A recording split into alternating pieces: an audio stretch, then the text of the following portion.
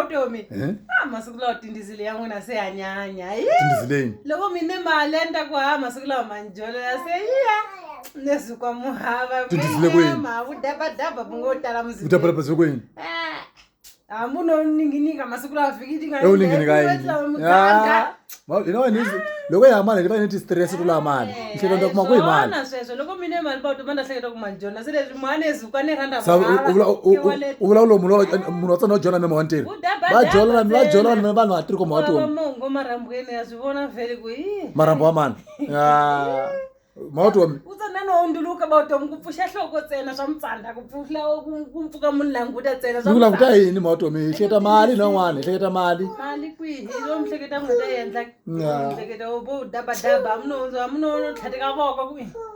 Namo Na umaka mina wena. Umakanga. Anti feli mina bafundisi. Malanda kumanjola sele kuhava.